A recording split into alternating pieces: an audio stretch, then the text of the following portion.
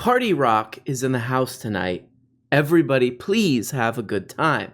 To quote that great song, and I like to have a good time by watching David Rubin clips on YouTube, and this one is my new favorite. Okay, let's move on to the real story of the day, because this is absolutely extraordinary, and it's also I'm feeling very proud of America right now, because the people that we're about to show you, these are pro-American people. You're going to see American flags and people chanting about freedom. And you know why they're doing that? Because Cuba has a communist regime, okay? And these people want to be free, right? They don't want to be under the gun of the government all the time. If you do any, really, if you have any curiosity about Cuba and U.S.-Cuba relationships over the past, however many years, or really any of recent Cuban history, what he's saying is just instantly falls apart. A huge percentage, it seems like most of the Uber drivers in Miami are Cuban. Now that might be for good reason. They come to this country to find freedom, and then they have to work jobs. Not everyone wants to be an Uber driver, but it's a great job to have so that you can hopefully build a better life for your family and your children and all that stuff. Anyway, I'm talking to the Uber driver at 7 in the morning before these protests were happening, as far as I knew, and I don't think they had even started yet. And he was going on and on about how much he loves America and how much he supported Trump and how he hates Biden and a whole bunch of other stuff. Anyway, then I get off the plane, and then I'm seeing all these videos of what's going on in Cuba. So first, we're going to show you a quick... Wow, this is really a good story. This little anecdote is very meaningful that Dave Rubin talked to a Cuban guy in Miami who drives an Uber. And he was like, yes, America number one, America's great. And Dave Rubin's like, there it is. That's it. I talked to an Uber driver, dog. Research done. Oh, you're not going to look into the recent history of Cuba and the U.S.-Cuba relations and the embargo? And nope. I talked to an Uber driver, I said. Now I will be taking a nap in my mansion if anyone needs me. Also, please change my diapers. And people chanting about freedom. And you know why they're doing that? Because Cuba has a communist regime. So that's the whole thesis. He's like, look, Cuba has a different economic system. So there it is. They're having a lot of problems. It's because that. He's leaving out a couple important things here. Couple important little problemos here. One is that there's been a 60-year embargo on Cuba, which means they can't sell things to the U.S. and the U.S. can't sell things to them, and including medicine, and they're cut off from large parts of the internet. It's much harder to do anything. It's much harder to do anything, basically, when there's an embargo on you that crushes your economy. Usually, if there's an embargo crushing the economy of a country, the economy gets crushed.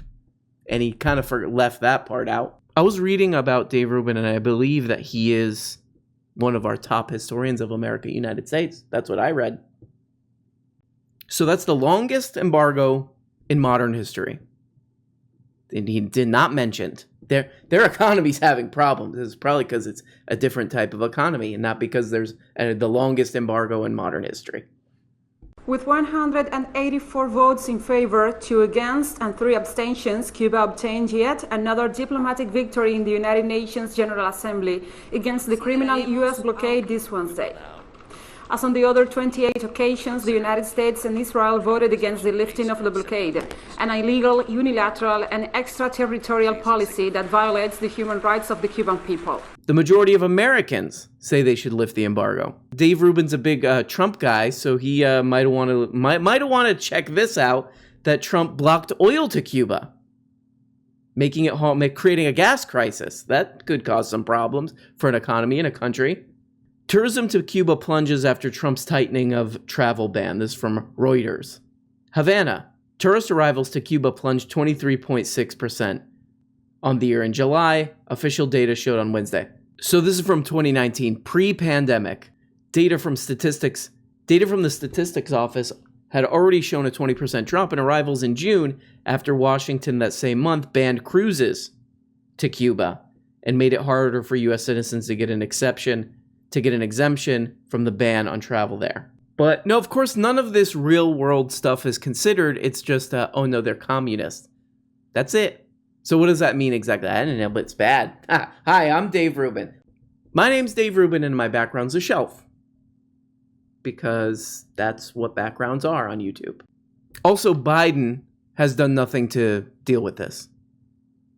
And a lot of people are saying that's because he's a decrepit old fossil who's 15 past dead. A lot of people are, that's not me. I think I've seen that on Reddit. Somebody saying that, and I was like, that's ageist. So please clean it up. If you have a disagreement with the guy, keep it policy based. And they're like, he's a decrepit old crypt keeper. Why is that guy doing anything besides like sitting near a lake? And I was like, again, this is ageist. The other interesting thing here is that there was a Cuba that existed before Fidel Castro and Che and all those poster guys. Like, that's what I call Che, a poster guy. Cuba existed before that. So Dave Rubin could check out what it was like before that. A pre-communist. Oh my God. It must have been so nice. A pre-communist revolution. Free Cuba. Oh, it must have been so good. Wait a second. What's that? What are you saying back there? Oh, it was a totally corrupt military dictatorship where there was super high unemployment and it was headed toward disaster and people were all pissed off, even more so than now. Oh, and it was totally open to U.S. Companies that basically made it a colony, and everybody on the island was still poor. Wait, what's that? Oh, part of why so many people supported Fidel Castro and the overthrow of Batista was because of all these problems? Oh my God. I'm shocked. I'm shocked that the prestigious YouTube would allow this kind of thing, what this guy's saying on there. I almost totally forgot that Batista was mobbed up. He was really close with guys like Meyer Lansky. That's an interesting part too. That's the fun Godfather-y part to this, you know? Kind of surprised Dave Rubin didn't bring that part up because I feel like a lot of his fans are like, I like The Godfather. That's a good movie. 3 is my favorite.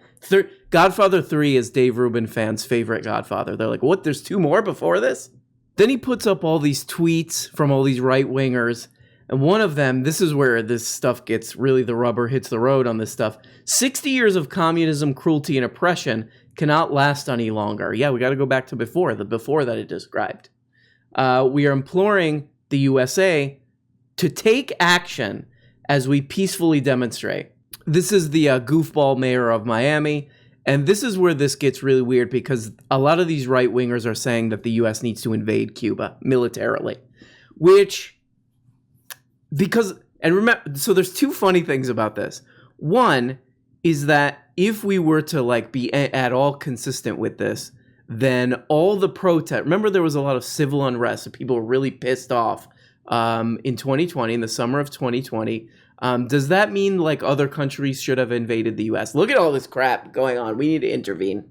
We need to intervene. The cops are the cops are just killing people. We need to intervene. Canada comes in. They're like, hey, what's this all about? Because they talk like that. You know what I mean? So there's that. The other part is, guys, I have to say this. We do have some history for this of how this stuff goes pretty recently with an invasion of a country in the Middle East called Iraq. And that didn't go... Did it go well? Did it go well? Didn't go well. Didn't go well. So we're going to keep doing that. Dream absolutely is. Now I will read some tweets about what's happening in Cuba from AOC, Ilhan Omar, and Bernie Sanders. Oh, wait. There are none. There are 0 tweets from AOC, Ilhan Omar, and Bernie Sanders, and a bunch of... So he does this gag with the paper where he's like, these people, I guess he's implying Bernie Sanders and AOC and these people want the U.S. to be Cuba. So then this happens and they're like, oh man, this really shut us up. This really shut us up. First of all, who cares if these politicians tweet what they tweet? That would be my first thought. My second thought is, even if they did tweet something, you wouldn't understand what they were saying. Because I just did a very easy explanation of what's going on. That anybody who really pays any attention to history or anything over the past, really not too long ago, if you're at all interested in recent history, you might have stumbled across, or you would just say, there's some things going on in Cuba. Let me look into this. You would find out some of this stuff. So even if they did tweet something, which I don't know if they did or not, because who cares, I would say. But even if they did, you wouldn't understand what they were saying. Cuba is a very beautiful place. If the sanctions are ever lifted, if it's ever easier to go again there, anybody listening to this should go. It's a very short flight. It's usually very inexpensive and blah, blah, blah, blah, blah, blah, blah, blah, blah. And it's a beautiful place, and the people there are very kind.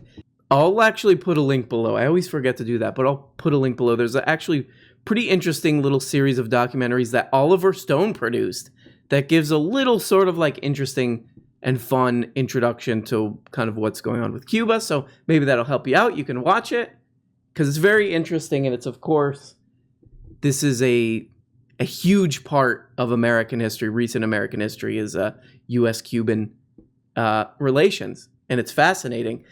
That's the other thing. Like, this is so boring. Like, what do you say? He's like, there's one good thing and the other thing is bad, right, dummies? But, of course, reality is way more interesting than that. And that's about all I have to say to you. So please, always remember... That's really weird. Thank you. Hey everybody, and thanks so much for watching this video. Like all the other YouTube and podcast perverts, I now have a Patreon. Every week on this Patreon, I'm uploading 2 exclusive Patreon-exclusive shows. They're like real shows, more produced, more edited. A behind-the-scenes show where I reveal all my secrets, and a show where we go deep on an important topic that you will want to know about. Also, you get the daily and complete live show audio-only feeds. And at the top level, for only 25 bones, you can become a producer. These people that you're seeing right here make this program possible. Without them, nothing. It goes right in the toilet, right in the trash, and we set it on fire. It's these people who make it work. So please, for Christ's sake, become a patron. Bye-bye, love you.